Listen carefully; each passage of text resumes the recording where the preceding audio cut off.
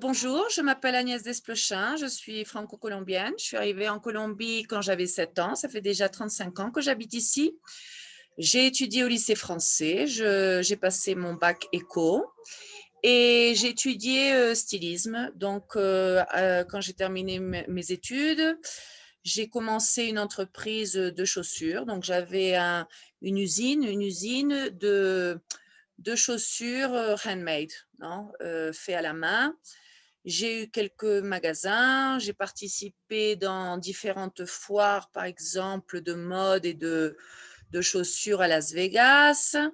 Bon, ça a duré 10 ans. J'ai eu un enfant à 20 ans, j'étais mère et père de mon fils. Il a étudié aussi au lycée français, il a passé son bac éco. Maintenant, il étudie à l'université La Javeriana, administration d'entreprise. Après avoir eu pendant 10 ans mon entreprise de chaussures, j'ai changé complètement et je suis passée à une usine de produits laitiers. Donc, on a commencé à faire les yaourts crémosos, que ça n'existait pas ici en Colombie il y a 10 ans, parce qu'ici, c'était une autre forme de consommer les produits laitiers et les yaourts. Donc, on a commencé avec ce produit. Et pendant 10 ans, j'ai eu cette usine. Je me suis chargée un peu de tout, de la partie de production, je me suis chargée des employés, de la logistique de transport, de la partie commerciale forcément. Donc, on a eu des très bonnes ventes, surtout pendant le 2015-2018. Après, j'ai fait une association avec une grande entreprise laitière. Et depuis l'année dernière, malheureusement, avec toute la situation du Covid, j'ai été obligée de venir à la maison de campagne de mes parents. Alors ici, je suis avec mes parents et avec mes enfants. Mon fils, mon petit, j'ai eu un autre enfant, il a 6 ans, donc pareil, je suis mère et père. Euh, Avec beaucoup de conflits dans le thème du père de mon fils, donc j'ai appris un petit peu tous les thèmes de loi, de famille, non. Je crois que je suis une experte dans tout ce thème-là. Et j'ai commencé, bon, ben, ça fait 1 an que j'habite ici à la ferme. Je m'occupe, bon, ben, de tout, hein. C'est moi qui m'occupe de tout parce que mes parents, ils sont âgés. Donc, l'idée, c'est pas les exposer. Et en plus de ça, moi aussi, je suis mère et père des 2 enfants. Donc, je m'expose le moins possible avec toute cette situation de Covid. Et avec l'entreprise, eh ben, depuis il y a 1 an, forcément, ce qui a été tous les supermarchés comme Carouilla, bon,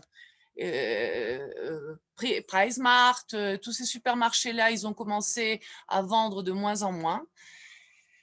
Et avec aussi le fait qu'on ne pouvait pas envoyer peut-être des impulsatrices dans les supermarchés. Donc, c'était envoyer de la production, mais avoir une perte aussi énorme. Donc, on a décidé de se retirer dans des différents endroits. Et tout le thème institutionnel, forcément, comme Crêpes Saint-Waffle, Juan Valdez et tout, depuis l'année dernière, ils ont dû fermer pendant beaucoup de mois. Ça a compliqué la situation. En plus de ça, ils ont priorisé les paiements aux employés et pas aux entreprises qui leur donnent les produits. Donc, ça a compliqué la situation. Alors maintenant, depuis une semaine, j'ai liquidé l'entreprise. C'était une marque qui s'appelait Bécassine. Mais à part ça, bon, maintenant, je suis ici dans un municipio, c'est dans la lagune du Cisga, à côté de Choconta et Sesquilé. Et j'ai commencé à faire des relations avec le maire, avec le secrétaire de culture, à voir comment on peut les appuyer ici au niveau d'essayer de générer, comment on dit ça, de pouvoir faire des associations avec la mairie pour pouvoir apporter ma connaissance et forcément aussi la connaissance de tous les voisins pour voir comment on peut construire ici dans ce municipio et essayer de faire croître un peu l'emploi. Et voilà, donc on est en train de faire quelques associations. Là, j'ai trouvé une entreprise laitière à Choconta.